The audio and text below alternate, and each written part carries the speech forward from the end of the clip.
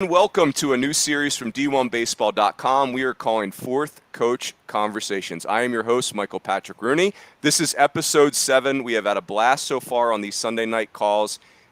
For those, the uninitiated, so fourth coach in college baseball, we have this weird position called the volunteer, which is the entry-level position in our sport. You're the fourth coach on a Division I staff. You're working with Division I baseball athletes, but because of wonky NCAA rules, we can't be paid by the school. We can't get benefits from the school. We can't recruit off campus. So it's a little crazy. You know, this is a weird way to create an entry level into our profession. However, you know, these guys who you're going to meet tonight are the lifeblood of our profession. And so we felt it was really important to give these guys a chance to get to know each other, our audience to get to know them. Selfishly, I just wanted to meet more of the guys that are the up-and-comers in our profession. So really excited for this. The first 6 episodes have been really fun. Before we go any further, let me say thanks to our presenting sponsor. That is Netting Professionals. Netting Professionals specializes in the design and fabrication and installation of custom netting for college baseball programs all around the country. The next time your field or facility needs something new, make sure to check out Netting Professionals. These guys at Netting Pros are awesome. They are huge advocates of our sport. They are huge fans of our sport. So again, we're so grateful to the guys at Netting Pros. I was just telling you guys before we went live that there are no holidays for the fourth coach in college baseball, right? Like when you don't get benefits and you don't get a salary and you can't off-campus recruit, there are no holidays. And I was just, as I was telling you guys, like I at Coach Murphy's behest, way back in the day, 20 years ago, I ran a camp the Friday after Thanksgiving that turned out to be a bonanza. I think it paid my rent for like the next 8 months. So anybody doing camps this weekend, we're thinking of you. So, gentlemen, let's jump in here. The time will go really, really quick. Like I said, the objective here is for us to get to know each other. We're going to talk ball. We're going to talk philosophies, all those types of things. So, Dre, I'm going to start with you. So let's have each of you guys do this. Introduce yourself.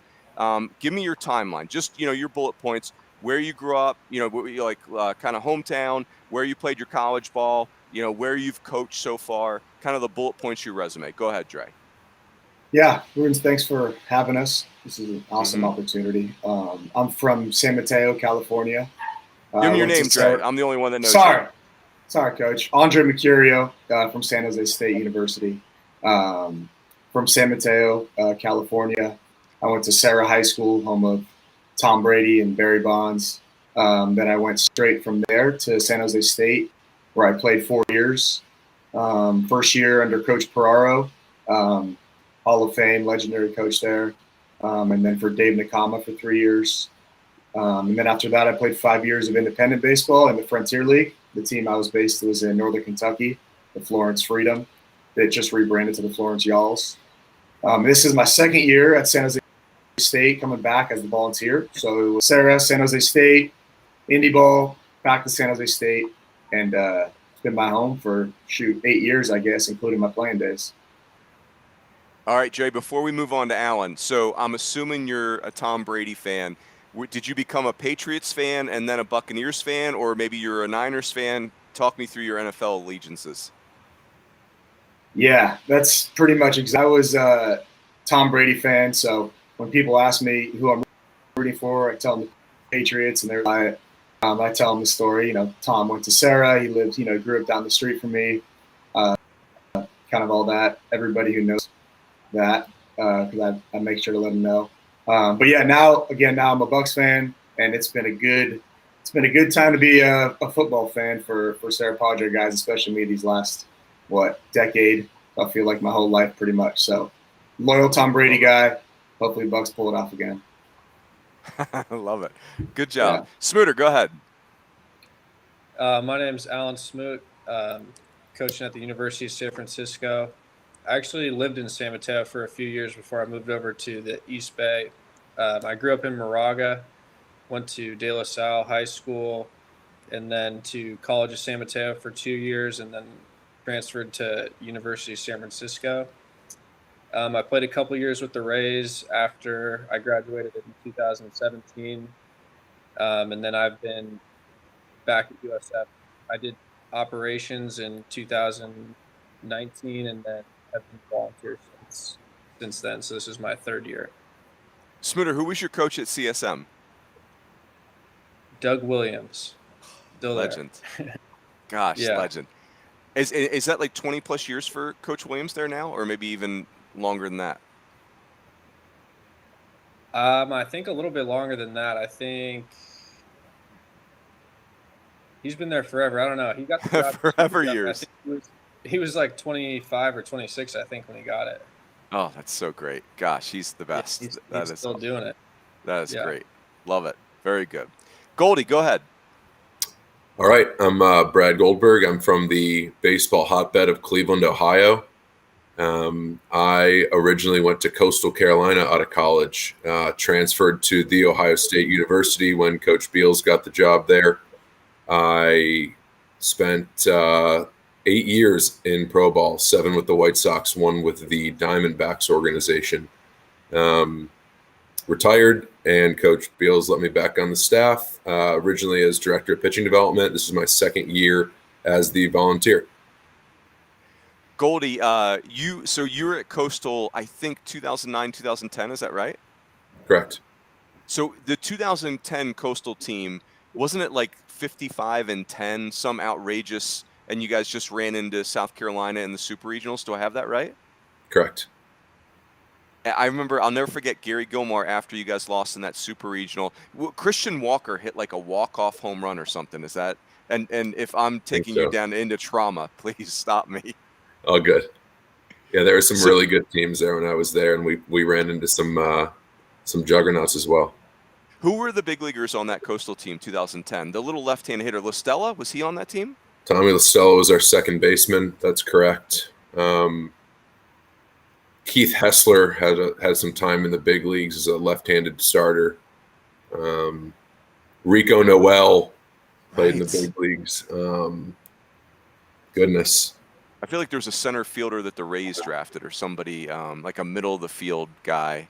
I could have that Taylor wrong. Motter played shortstop for us, correct? Oh, that's right. That's shortstop. Tommy Listella was second base up the middle. Yeah, and there's a bunch of guys like on the bench. Like I didn't even pitch. Got a cup of coffee. There were some really good players in that program when I was there. I'll never forget when I remembered when that happened, and I saw Coach Gilmore's press conference afterwards, and he was, he's an emotional coach to begin with, and he was so distraught after that Super Regional, and I feel like this is almost verbatim, but he basically said, like, the thing about you, Goldie, you're a big leaguer, you're not even getting on the mound, right? So that's how good this team was, and basically Coach Gilmore was saying, I don't know how good you have to be to get to Omaha, for God's sakes. Like, I can't put a better roster together, and that wasn't good enough. And then, sure enough, 6 years later, they win the whole thing. Just incredible. So that's cool. Britt, go ahead. Britt, Bonneau, grew up in Dallas, Texas, really Farmers Branch, which is a suburb of Dallas. Went to Arl Turner High School. Keith Moreland is our legend there. Went to Lubbock Christian University out of high school. Was fortunate to play for Jimmy Schenkel out there. Went to the 1991 World Series with them. Transferred to the University of Oklahoma when Coach Schenkel went to UTSA to start up the program at UTSA. I transferred over to OU and played for Larry Koshel and Pat Harrison and Vern Rule. We were very fortunate that year. We went to the South Central Regional and at Mississippi State. Had to come back through the losers bracket. Mississippi State had beat us game 2. We come back through. We have to play Clemson, who was the number 1 team in the country, I believe, at the time. We beat them in the morning game, turned around, played Mississippi State that night. They were obviously still in the winners bracket, so there's 3 teams left, UCLA, us, and Mississippi State. When we knocked off Mississippi State then got to play UCLA, and we got to wait and see who the winner of that was. Luckily, UCLA won that game, so we come back in that night and play UCLA and won and got to go to Omaha. So that was probably one of the highlights of my playing career as far as getting to go to Omaha and an experience that, of course, every kid wants to participate in. From there, I actually went back to UTSA where Coach Schenkel was to help him with his program, but then halfway through the semester, signed a free agent contract with the Chicago Cubs, so I went and played with them for a couple of years. During that time, got married and decided I better get a degree, so went back to Lubbock Christian as a student assistant there. And then in 1995, 1996, went to Abilene Christian, where Jimmy Schenkel had took over as the head coach there, was assistant coach for 1 year, and then Jimmy left, and I became the head coach there for 22 years. So I was there for 23. Headed up here to Norman, back to Norman to coach Skip Johnson. So I've been the volunteer here for 3 years. And then just recently, obviously, I got fortunate enough to get a full-time gig with Skip as the director of player development, which they just started, which was great for me. I still have one kid that's in college, and so that helps us out here at OU. But kind of a long deal. When I was with the Cubs, I got to Jerry Weinstein was my manager, so I got to learn a lot of things from a lot of great coaches. And that was one reason why I came to OU, was to be able to sit in a bullpen with Coach Johnson and his staff and continue to learn different things about the game that, when you're 25 and get the head job, you don't really know much. You just kind of learn on the way. And so this has been like a shot in the arm for my career, just to be around him and his staff and to be a part of it has been great. That's awesome. Hey, Britt, one follow-up. So when J-Dub was coaching you guys with the Cubs, was he already the coach at Sac City and it was just going back and forth? So he was like right. Summer. That's so great. Exactly right. He brought his staff with him. And it was, great staff, and a lot of fun. It was up in Geneva, New York. Crazy town. So great. That is Gary great. was my head coach of Team Israel, man, like 3 years ago. What a legend. Right.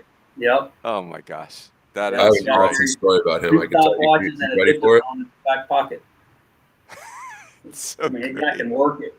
It's one of my favorite baseball stories ever. Really quickly, we're playing a qualifier in Brooklyn, New York, at the Brooklyn Cyclone Stadium. Jerry and his staff, he hired the manager of the Cyclones to tell us about like the stadium surroundings, how detailed this man is. And Ike Davis is our first baseman. And Jerry's telling us about how the wind comes off the water and the wind will blow east to west and yada yada. The game either way, brother. Just like he was telling us about the wind at the ballpark at the Brooklyn Cyclone Stadium and hired their coach. That's how detailed Jerry Weinstein is. Yeah, and Ike Davis, the least detailed person ever. Ike was the guy that could keep everybody calm like that. He's just not getting wound up about stuff like that. Hilarious. That's great. Sorry for chiming in. I just had to get You're that. Good. That's good. Adam, go ahead. That's great. All right. Thank you for having me. I'm Adam Vasil. I'm also from Grit City, Cleveland, Ohio. Happy to be here. I spent my playing days at Ashland University with ABCA Hall of Famer, 1,000-win coach John Shalley. I graduated from there. I redshirted my senior year, grad transferred to the University of Indianapolis, where I played for a Gary Vaught. The Silver Fox will find a way to get his 1,000th win. He's about 15, 20 away. Great experience there. And then I was a grad assistant there to finish up my master's in 2019. Then I was the head assistant pitching coach at Coker University in South Carolina.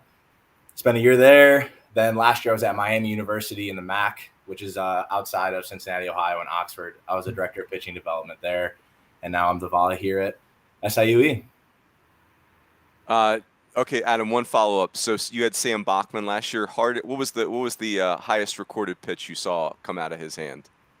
101 miles an hour at Florida International. It was crazy. And how about the 2020 season? What was he hitting? Was it a pretty significant velocity jump year over year?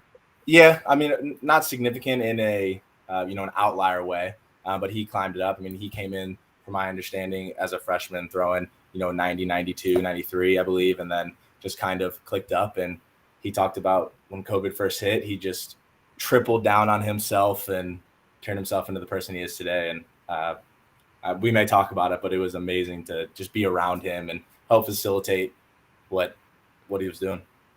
It's awesome. Love it.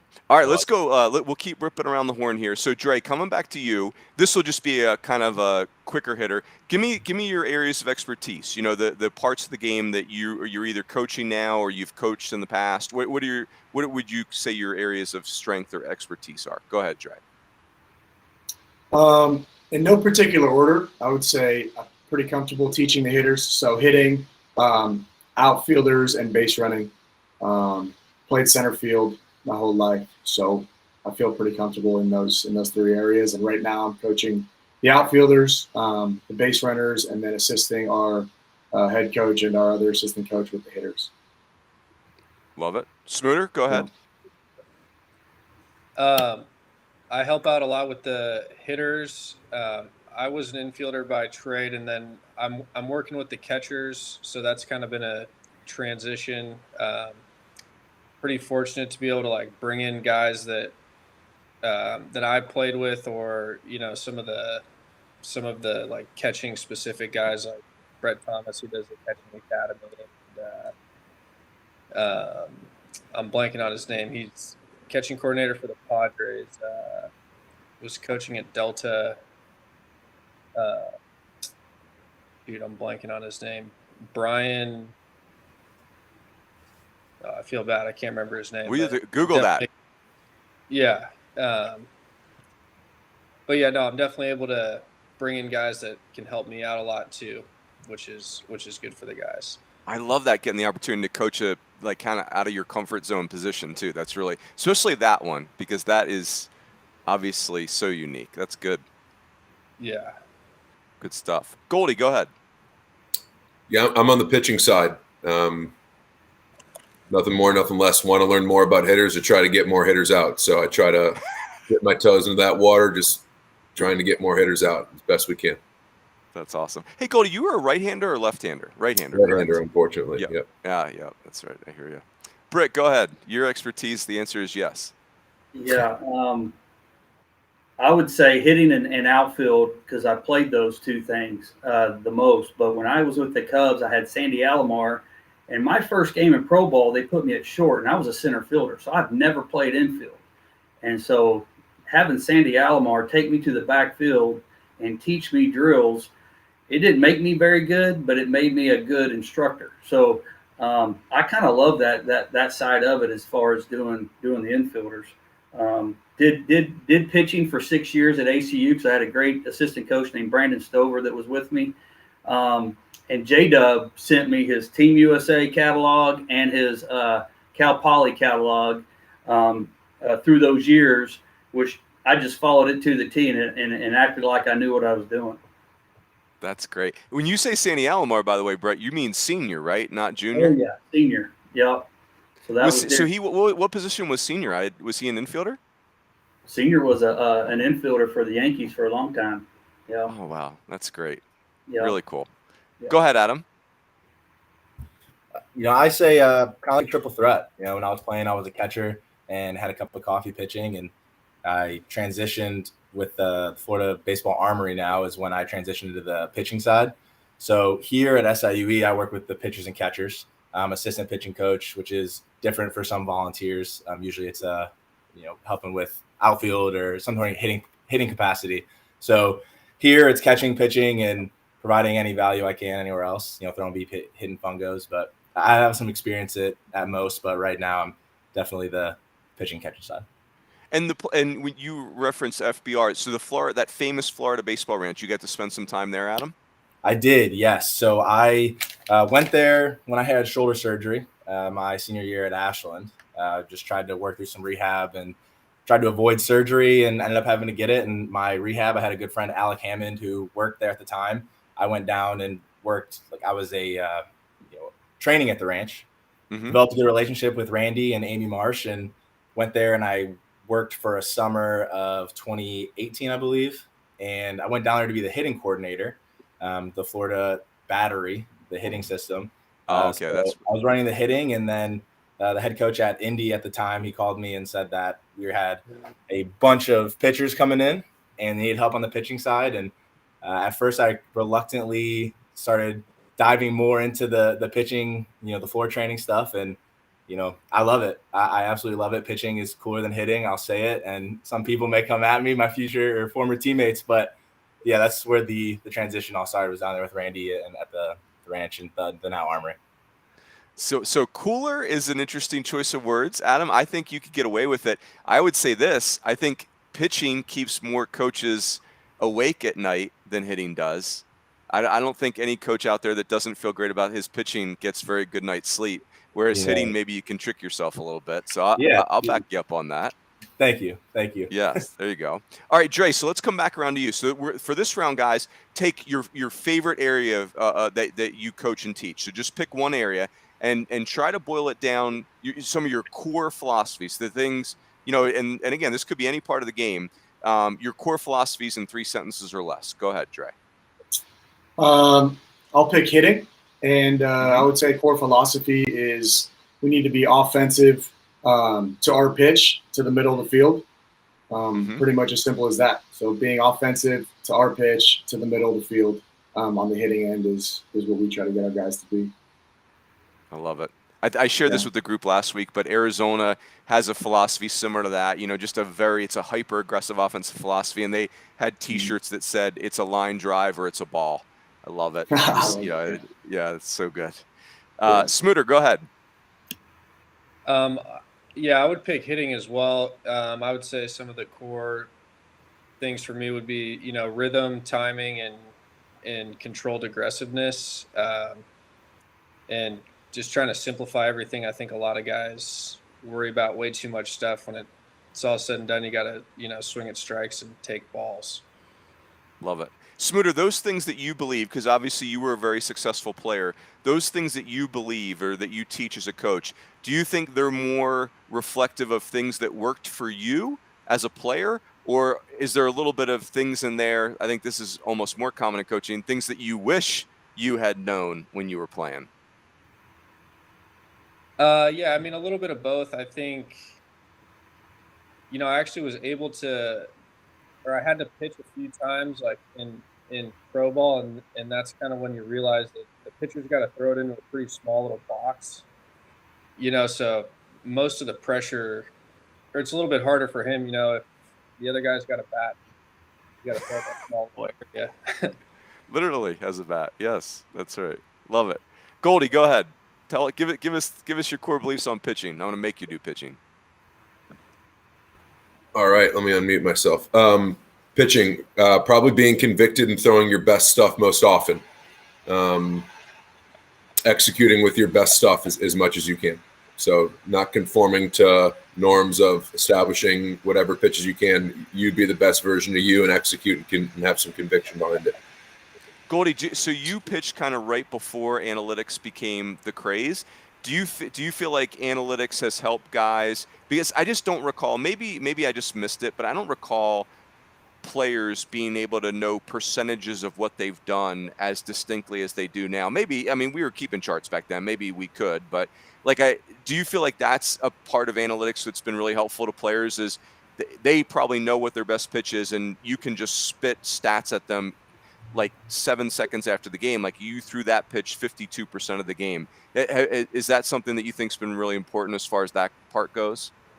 Yeah, I think it paints a better picture. Sure, it paints a clear picture, less guesswork, right? A lot of numbers and data is how we perceive it. So if we can identify that one pitch is working better than others, and it scales out game over game over the year and then your career, like you might have something. One pitch can carry you for a long time. Right. So yeah, I think it paints a better picture for players on what works and sometimes what doesn't work and what we shouldn't be throwing. Did you get to have much access to the analytics stuff when you were throwing, Goldie, or did you kind of just miss it? I was on the very, very end of just getting it with Arizona, but just being exposed to it made me just really, really interested, because all things baseball you're interested in, right? Now there's a whole other side that can make you a better player, and now help me help other guys maximize their potential. So I think it's great. It's just in the way that you present it to players. The information presentation is crucial. Yep, agreed. Very good. Britt, go ahead.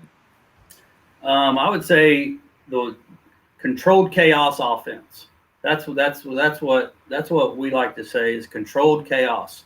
And what I mean by that is when you can have a team that can run and a team that has great back control, you can do some damage to some defenses and to a pitching staff that they have to make quick decisions on.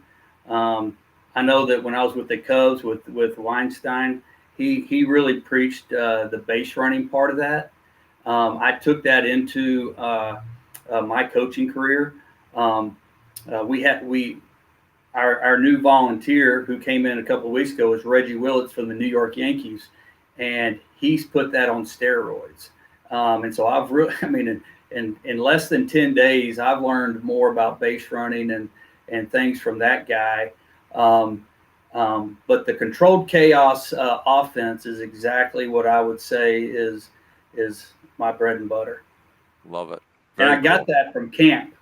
I got those words from camp. Y'all know when you have camp and there's 100 kids out there and things are going crazy, Skip, our head coach, comes up and says, "What's going on?" I go, "It's controlled chaos." And he looked at me like I was crazy. That's exactly what it is. Oh gosh, that's right. Well, Skip comes from the junior college days where he had to herd 100 bodies back in the day. Himself. Yeah, that's right. Yeah, no question. So I love that. Go ahead, Adam. I'm going to lead with, no surprise, just compete, be the aggressor.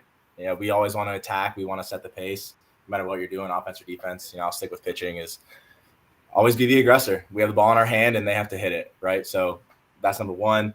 Number two, know your identity.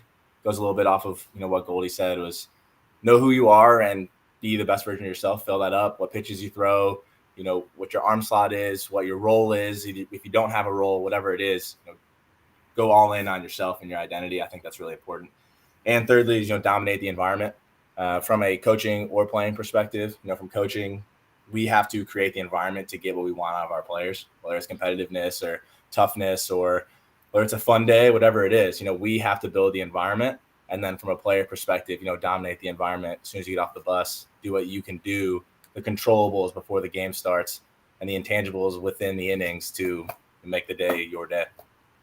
Boy, it's never been more important than it is in 2021. The environment is in everybody's face at all times. It's in their pocket is where the environment is. That's great. When you were saying that too, Adam, I remember Cal State Fullerton in their heyday, and maybe it's because they had a bunch of Southern California kids, but boy, they were so good in the postseason. And I'll never forget hearing Dave Serrano say out loud that one of their core philosophies was the bigger the game, the more aggressive you should be. And just what a great way to attack anxiety and those types of things. And anyway, well, it also helps if you have Red Turner hitting ninth too, by the way, but that's a different story. That's how good they were. Boys, let's do this. So this has got to be an amateur team. So I want you to tell me about one team, the favorite team you've played on or coached. Could be player or coach. It's got to be an amateur team. No, not a professional team. Could be your Team Israel though, Goldie. Like I would just say not a minor league team or an MLB team. But tell me, you can only tell me about one team that was a special experience for you. Go ahead, Dre. Probably we were playing American Legion baseball in San Mateo. It was when I was a senior. We were playing American Legion for San Mateo, District 52. It was a lot of the Sarah guys, a lot of our high school guys in the area. All the dads would hang out the whole time. We went to Omaha to play a tournament there. We'd go play up in Napa. We'd go to Reno and Vegas. I think we won state that year. And we just got along really well. The camaraderie was great between us and the parents. And the coach was awesome. He felt like, we really understood that he believed in us. He believed how good we could be. So that District 52, I was probably 17 or 18 at the time. We won state that year. And that was a hell of a year. Dre, who of the guys on that team, who ended up having the best post high school career? Colin Thoreau is still playing with the catcher Oakland. that went to Oklahoma State. That's right. Yeah. Oh gosh, boy, he was a great receiver. Very good. Yeah. Mickey McDonald was on that team too. He was in AAA this past year with Oakland. And then Jordan Parabek was on that team. He went in the third round, I think, to San Diego. He's done playing now. He was on that team. So we had some pretty some pretty good players. Zach Turner was on that team. He was at USF Smooter for a few years. Yeah, we were legit. Yeah. Oh, really love good. the American Legion drop. Yeah. Excellent. Smooter, go ahead. I'd probably say my senior year high school team, my coach, David Jeans, I just remember every practice was like super hard and super competitive. Like losers were always running. And he just kind of got us all to, I don't know, just refuse to lose a little bit. And that kind of made us all stick together. And we ended up winning the Northern California championship, which was good. And a lot of guys went on to play after. I think like 10 of the 11 seniors played in college, and yeah, I think a few of them are still playing now. Smooter, when you were there, was De La Salle on that football winning streak, or had that come and gone when you were there? That streak ended, but they were still always, playing Bishop Gorman and all those teams, still winning the championships. Yeah. Still a powerhouse. It's crazy. Gotta love it. Goldie, go ahead. I think my favorite amateur team, I'll go back to the Northwoods League 2010. I was on the Eau Claire Express. We were managed by Dale Varsho. And, Northwoods plays a lot of games. I think we won like 57 games. Like we just didn't lose. Wow. And like I'm still really tight with a lot of dudes on that team. Just one of those teams that like gels. And obviously college summer ball is a really unique dynamic. But, like still boys with a lot of guys on that team. And I think it's one of those questions like, did you have a lot of stars? Like, I think that's maybe what made us really good is we had like maybe 2 or 3 future big leaguers. But like our second baseman was Justin Veely. He's now the hitting coach for the San Francisco Giants.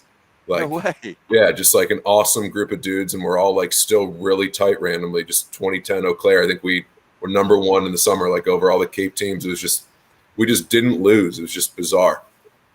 That's awesome. Where's Dale now? Where is he coaching at now? Goldie? He's still in Eau Claire. Managing the Still Express. Yeah, he's a legend. Yeah, him and his family. That's a great baseball family. That's awesome. Really cool. Great poll right there. Yeah. Britt, go ahead. It'd have to be the 92 OU team that went to the World Series. We were only 42-24, so it wasn't like that we were, this team that was just running away with things. But it was a team that, so Coachell had just gotten there a year before, and there's 25 new guys and that had transferred in, me being one of them, senior that had transferred in, and a lot of guys from California. And so, but it was just a team that believed in the guy that was ahead of them, believed in the guy that was behind them. And so it wasn't like there was a lot of pressure on just you. And it was one of those teams where you just kind of put the pieces together on the weekend, and it kind of worked out. And we kind of got on a roll there at the end. We had Greg Norton, who was a third baseman for us, who ended up playing 13, 14 years in the big leagues. Our catcher, another kid from California, Tim Cousins, who's the bench bench coach for the Orioles, had a good group of guys that knew the game and would sacrifice anything to get a win. And you see that in the regional. It was one of those crazy regionals. So it was crazy and fun. Britt, so that Omaha was Phil Nevin, right? Was that Phil Nevin was at Cal State forward. Hitting first time I ever saw someone hit with Oakley's on. I was like, that's right. Oh my gosh. Steve Rodriguez was, of course, in our bracket with Pepperdine, and some Kieschnick was with Texas. It was a very, very impressive World Series that year. That's awesome. Love it. Adam, go ahead. All right. So the boys at Ashland might come after me. We won back-to-back conference championships together there. But I'm going to go with, Coker when I was at Coker University a couple years ago, because it was my first full-time gig, and it was a pretty crazy year. I started there as a pitching coach, and the head coach, Luke Harrigan, at the time, who hired me, he shortly into the fall took a scouting job with the Rays.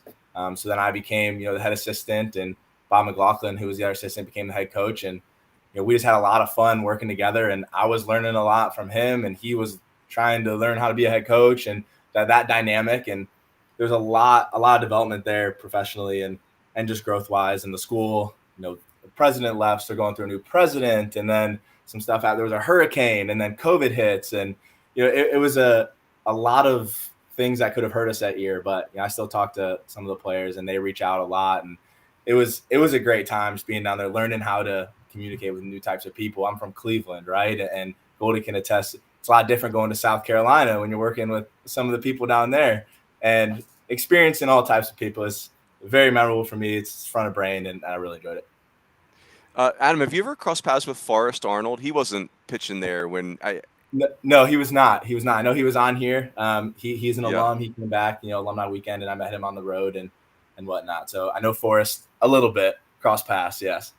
6'10", Forrest Arnold. The Coker Cobras, is that right? Go Coker Cobras? Cobras, baby. Go Bras. That's right. I love it. Yep. Oh, that's so great. I love it. Very cool. All right, Dre, let's do this question. So you're going for a job interview, and you can give me. I'm going to make 3 phone calls. You give me your top 3 references. Who are the 3 people you want me to call on your behalf? Go ahead, Dre.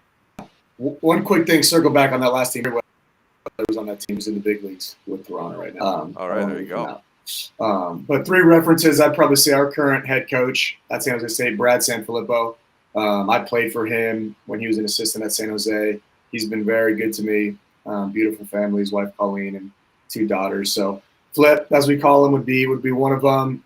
Dennis Pelfrey would be one of the other ones. He was my manager in Florence, and he got a job with the Giants. He was the manager in Eugene this year and won manager of the year in that league. And the Emeralds won that league. And the last guy would probably be Tom Kunis. He was the pitching coach at San Jose State when I was there. He's with the Dodgers now as a scout, and he coaches too during the year. And we were close when I was there, and then we've just gotten closer over the last few years, him being a scout and spending a decent amount of time with him and a lot of time on the phone with him. So he's a role model and one of my mentors as well. Coach Kunis is the best. So you said, Dre, he's getting to do some coaching in addition to the scouting he's doing. Is that like a summertime thing, or how does that work out? It's been different. He's gone to different affiliates every year, but pretty much forget exactly how it goes. I think after the draft, they sent him out. So I know he spent some time in Rancho. He spent some time in Ogden. He was I think he may have been in Oklahoma City this year, if that team is still at the Dodgers, or if that affiliate is still at the Dodgers. So yeah, he's pretty fortunate. Obviously, he's one of the best baseball minds around, so it's well deserved, and they're lucky to have him. But after the draft, he does all of his work and then send him out to an affiliate, and he goes and gets those guys better.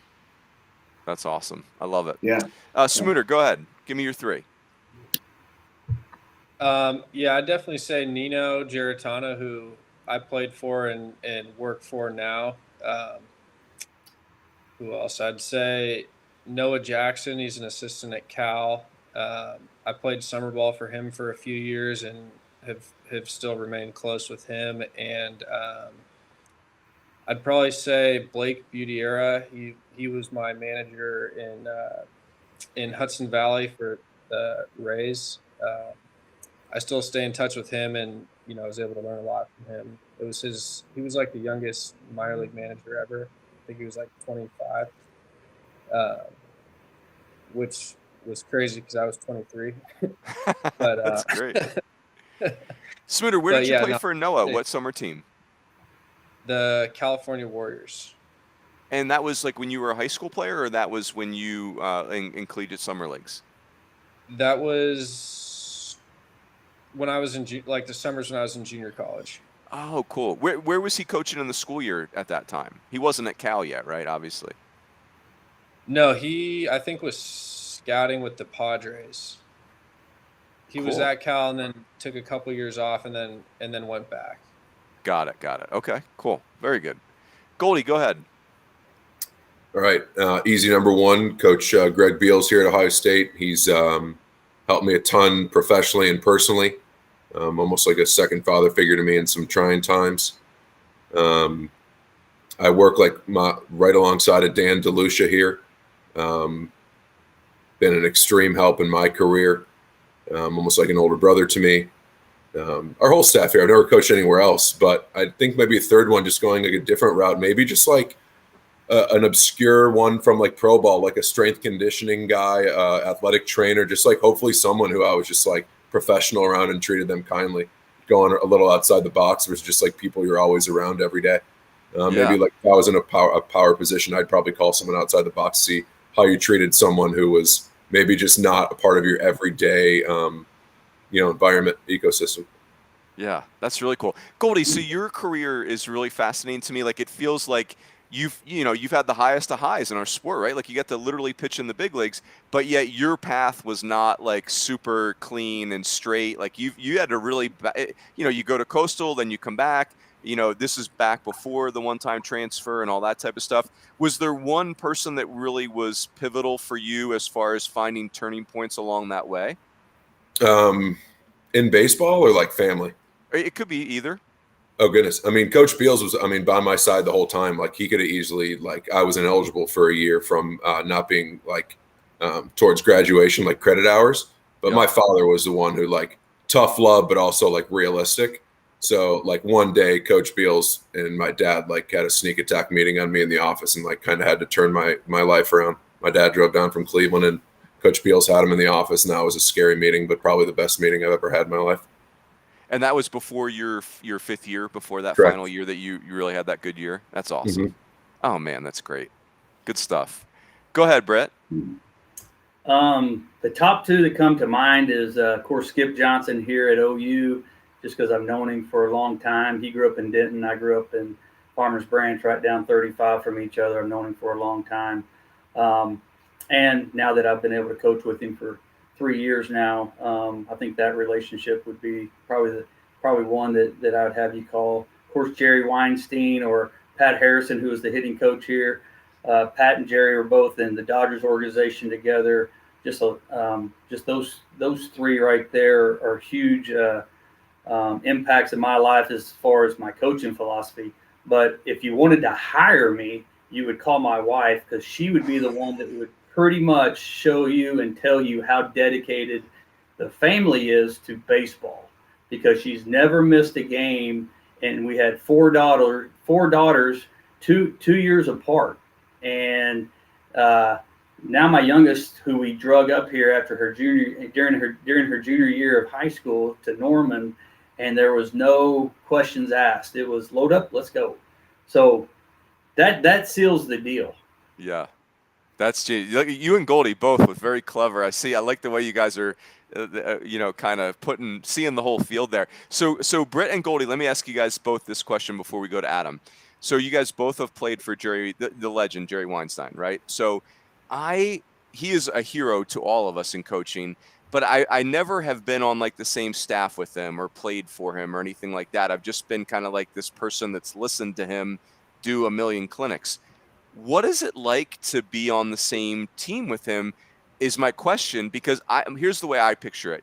He is so smart about baseball. He's like Rain Man. I would be afraid to speak in front of him because I would only expose myself for being a dumb baseball person compared to him. So I'm curious from you two guys. I'm sure it's amazing, but what's it like to play for him or be on the same field with him? Well, there's nothing that you can say around Jerry that he doesn't absorb. Like, he wants the knowledge no matter who you are, and he doesn't make you feel like you're below him. Right. I was playing in Huntington, West Virginia. We were on the road. We finished the season. We drove 10 hours, and when I get to Huntington, it's 5 a.m, and they send me to Geneva, New York to play for Jerry for the Cubs. And I get in at about 9 o'clock in the morning, and no one's at the airport, because back then they basically had an answering machine. And I call in, and Jerry answers, and he plays the answering machine, and it's the GM saying, "Hey, we got somebody coming up named Britt Bonneau. You need to go to the airport and pick him up." He plays me that night.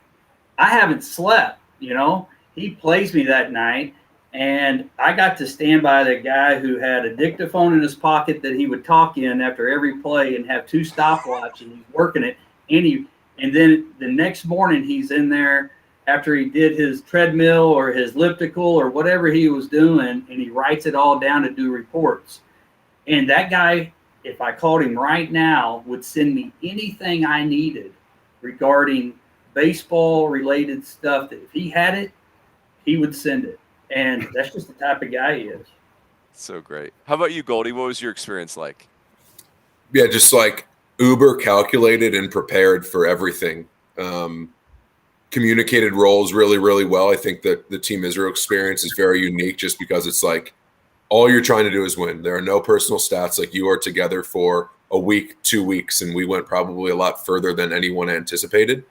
Probably a lot thanks to Jerry. But yeah, thrill for me too. Like, I didn't know a ton about him at the time, did some research, but like communicated my role really, really well.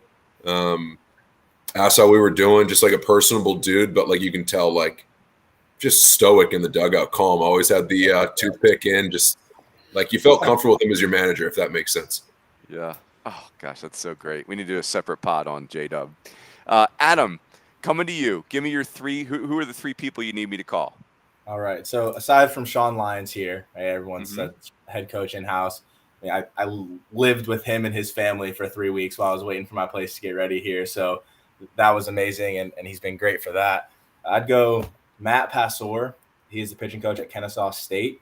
I worked with him last year at Miami very closely, and that was a great relationship and learned a lot from him, how to really integrate both sides of baseball. You know, he has super high feel, but has a really good understanding of the analytics side of it and, you know, making it simple and deliverable to the guys. So I learned a lot from him, and we had a great relationship. Second, I'd say Randy Sullivan from the Florida Baseball Armory. You know, he really showed me how to love your players. Being down there was awesome, and worked really hard for him and really hot summers down there in Plant City, Plant City, Florida. So I'm getting worked up thinking about it, working in the tin can out there. But that was a great experience. And then lastly, I would go Dusty Blake. He is the pitching strategist for the St. Louis Cardinals. Developed a relationship with him through Randy, actually. And then, you know, ironically, now Edwardsville is 20 minutes outside of St. Louis. So I get to see him a little bit and, you know, talk to him on just the higher side of things. And it's someone you can talk to. Kind of like, for me, he's the J-Dub for you guys, right? Like, I talk to him, it's like, holy cow, man, you're on another level. And I hope I can provide him value someday. So if he ever watches this, Dusty, I owe you one. But those would be my three. That's great. I love it. Very, very cool. Very good. All right, Dre, coming back to you. So here's the question. I want you to give me a player, and it could be a teammate of yours. It could be a player you played against. It could be a guy that you've coached or are coaching now. Give me a player that taught you a lesson about recruiting. So a player, maybe it's a player that failed, maybe it's a player that succeeded, but give me a player that lent you a lesson about recruiting. Go ahead, Dre. Trying to think of exactly the guy, because there's a few guys I'm thinking of. One guy that's been very good to us at San Jose State, his name is Jack Collette, and essentially he's a center fielder for us, left-handed hitter. What he's done is for me is understanding that the kid has to come first, the makeup has to come first before any abilities, before any of that, before we even talk about scholarship money. Understanding what kind of kid you're getting, what kind of family you're getting, what value can he bring to the team outside of his ability to run down a baseball or you know, put the bat on the ball. And so that, you know, we had a bit of a rough year last year, not only in the win column, but some off the field issues that we ran into a little bit of trouble with. And he's as loyal as they come as a player. He's he's definitely the best leader on our team right now. And it's because that makeup that he has is he's raised a really, really good kid. He's raised a leader. He's raised to be a courageous man. And just really, really, I know it's tough sometimes to put the makeup first. Sure. But makeup has to come first because, needless to say, you guys all know, but it ain't always sunshine and rainbows during the year. So you need a guy like that that's gonna be the glue for your team when it's tough and be an extension of us. That's awesome. Very cool. Yeah. Go ahead, Smooter. I would say Luke Keishel. He's a sophomore for us this year. Last year, as a true freshman, he played every game, hit three 30 or something. I think he was a freshman All-American, but just watching him, play in high school, everything was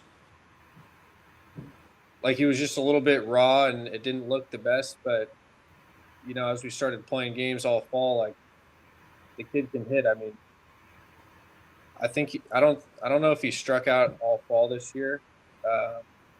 And it's just kind of his will versus, skill and stuff like that. I mean, obviously he's very talented, but he just like refuses to give in or anything like that. And I think part of that's a little bit of he was a high school wrestler, so he's wired a little bit different, but Sure. But yeah, just kind of, guys that play multiple sports, I think, Yeah. You learn a lot about them. Yeah, that's really cool. Yeah, yeah, you're right. The wrestling thing is a different level of competitiveness and accountability. There's no one else to blame. It's all on you. That's great. Goldie, go ahead. All right. Don't have a ton of experience here, but we had a grad transfer 2 years ago. His name's Pat Murphy, a different Pat Murphy. He came to us from Marshall University and coming off of a lot of injuries, and just started cultivating a relationship with him, kind of being there through the rehab process. Then through COVID, decided to take his COVID waiver. Awesome family man, has a brother. I don't exactly know the syndrome, but like an unreal resource to his family and a great kid. And perseverance personified. This kid like pushed through injuries for like 4 of his 5 years and got the opportunity to play indie ball this summer. Had some scouts out to see him, so his best days are ahead of him. But more so just getting to know the guy and his family, and not always seeing what his injuries are taking him through, but also his family life. So taught me some good lessons, and really good kid and good pitcher. So Goldie, he has a brother who has special needs. Is that? Yes, correct. Yeah, man. Hopefully I say this the right way, but I have coached and recruited players with situations like that, and man, they're just a different breed. Like, and I mean that as the highest possible compliment. Like kids that grow up with a family situation like that, just their perspective and their maturity and their unselfishness, it is so hardwired in there. I mean, I'm thinking of a couple guys right off it's, we don't wish that on any families, obviously, but man, the kids that grow up around that are special people. I mean, they just, that is, it gets me emotional. That's a good one. Really well said. That's everything that personifies that kid. Just a different outlook on like athletics, right? Like everything's for his brother. So it's really cool coaching him. Amazing. Go ahead, Britt.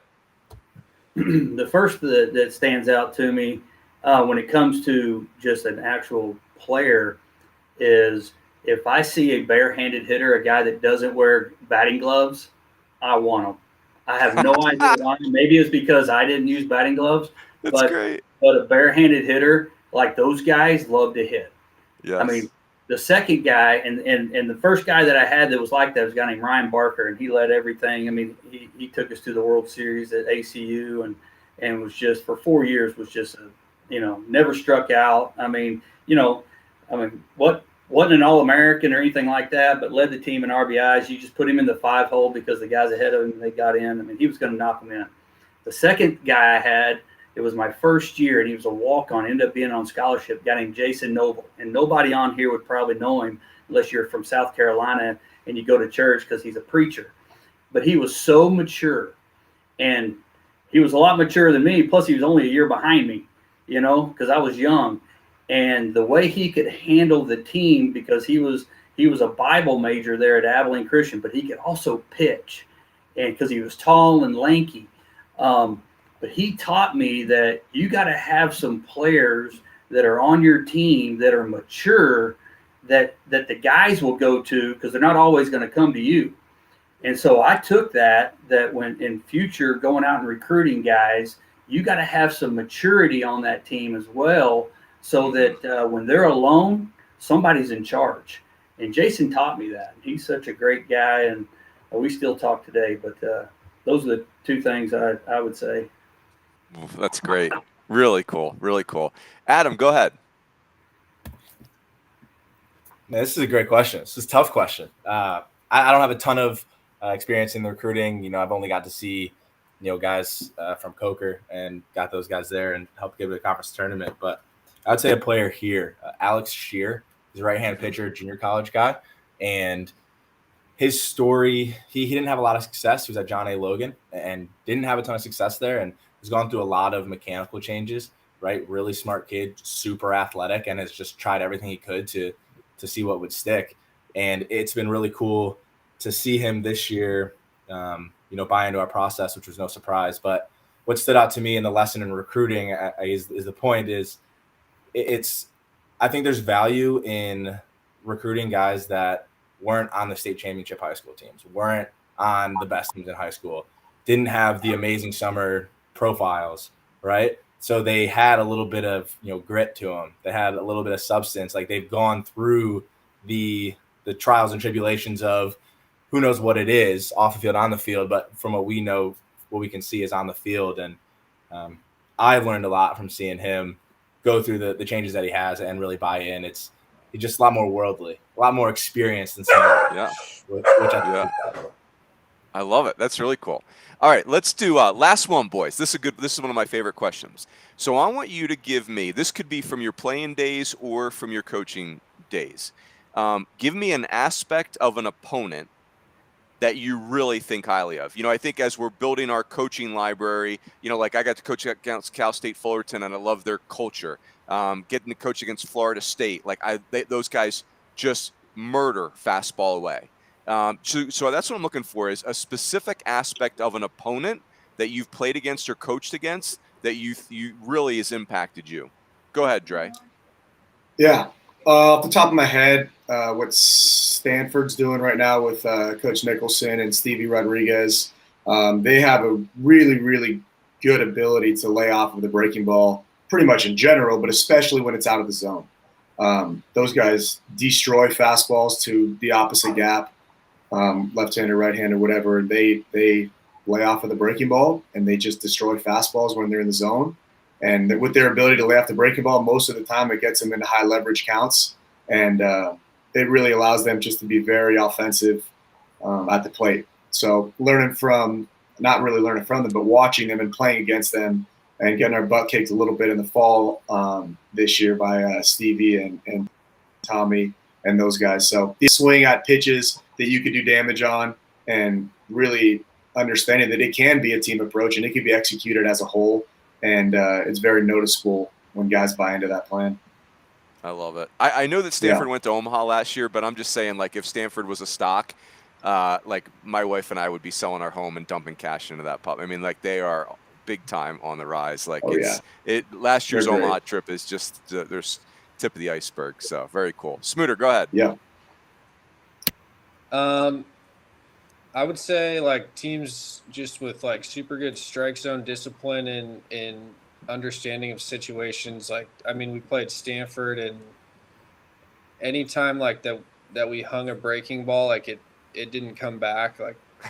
They hit a ton of homers on bad off-speed pitches up in the zone. Same with San Diego and Gonzaga, just teams that have guys that walk more than they strike out. Just makes it way harder when you give them free bases and stuff like that, and situational sac flies, and understanding the strike zone.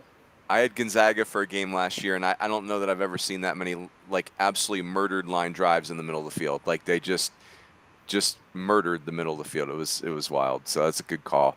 Goldie, what are you going with? I'll go. It's maybe a little bit combined, but when I played, let's say the Darren Erstad led Nebraska teams, and I just legitimately want to go with their toughness.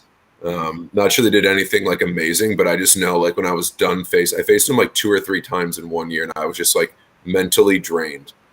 Right. After facing those guys, they were just tough as nails. Didn't really strike out a lot, always with the ball in play, could run, just hard nosed. So I'd probably go with those teams, just the ones you don't really know how they beat you or how they're giving you struggles, but you know that it's coming from a place of just like, I want this. And it's just kind of hard to combat. I just think about Darren Erstad's major league career, as you would know, Goldie, like the mental fortitude required to be that type of player for that long doesn't feel human to me. Like the mental strength required for that is just extraordinary. I mean, they always say teams take on the personality of their coach, right? Yeah, that would make sense. Just a hard-nosed team. For sure. Yep. Britt, go ahead. I kind of have two. The first one, during our D2 days at Abilene Christian and being on the NCAA World Series committee, watching Mike Kennison coach at Delta State, I mean, the toughness that he brought to the table was just amazing. And I studied that because I could sit by the dugout, and of course I got to walk out and hand him a national trophy also since they beat us. So those type of coaches that have that toughness mentality. And then Jay Johnson, I've had to coach against him 7 different times, who's at LSU now. When he was at Nevada, they came down for a 3-game set at ACU, and then when he got the job at Arizona, he got ACU to come out there, and to watch how they know their strike zone as hitters is flat out amazing. And to watch those two type of coaches and try to mold something into that and to put that into your team, it's kind of some things that I've done. Yeah, it's great. Man, Jay is, just amazing. You talk about a guy that's dedicated now. Like, this dude is on 24/7. Like, he's thinking about it. It's just, it's a great, great call. Adam, go ahead. I'm going to go with last year when we played the Central Michigan Chippewas. I went up there placing the MAC, and their team environment, some really don't like it. I do. They go bananas to the point where they literally have, like, for some reason, there was a kid in the bullpen in a banana suit. Like, it was kind of odd, but by game 3, it was like, man, they're so all in on their team. They had a piñata in the corner of the dugout, and there were some things that, like I was saying, you can gather some older school guys, whatever, may not enjoy that, but I just really liked how they were so all in on themselves. Like, they were always talking, always chirping one another, not the other team. And they had all these different handshakes and crazy. And it was like, there was points in the series where you could tell our guys were more worried about what's going on in their dugout, like what they're listening to, like what they're saying, how everybody's vibing together, that, it was an intimidation factor. It was a confidence killer and all types of things. So, the intangible, like, team aspect of that, I don't know who started it. I don't know what they're doing up there, but it's off the wall. And I'd like to steal a little nugget of it for sure. Yeah, and it's very easy to misunderstand that, but you're right. Like, we watched a lot of them in that South Bend regional where they were so good, and they're not showing anybody up. They're very consumed with themselves. They play really good baseball. I mean, like, very complete. They had one kid had 4 bunt for hits in a regional game. I mean, it was just incredible. Yeah. I don't doubt it. Great call. We had a pretty unbelievable staff last year, and pitching staff at Miami, and those guys, it almost seemed like they didn't swing until they had 2 strikes. I don't know what they're doing. They're onto something up there. It was pretty admirable. Yeah, I agree. Very cool. Gentlemen, this was so fun. Like, I've said this every single week, but it's like we're here for an hour and it feels like 10 seconds. I always have 16 questions and I get to like 6 or 7 of them. So really appreciate this. So once we hang up here, boys, I'm going to put some stuff on our text feed. Our text thread, just some stuff that I'm reading and listening to. And I'd love for you guys to do the same, any leadership books, coaching books that you really have enjoyed. Same thing with podcasts. I'll do the same. But I hope we stay in touch. I'll definitely be pinging you guys during the season and be really anxious to see how your clubs are doing and see who you guys are seeing, that type of thing. So appreciate it. Want to say thanks again to the folks at Netting Professionals, our presenting sponsor. Couldn't do this without those guys. Really appreciate their support of not only this series, but also just college baseball in general. And so that's it. We will be here next Sunday night, even though it's the Sunday after Thanksgiving night. We'll be here every Sunday, even the Sunday after Christmas. We're going to keep doing it. So that's it. We will see everybody next Sunday. Have a great Thanksgiving, and we'll catch you next week. Take care. Thanks, Bruce. Thanks.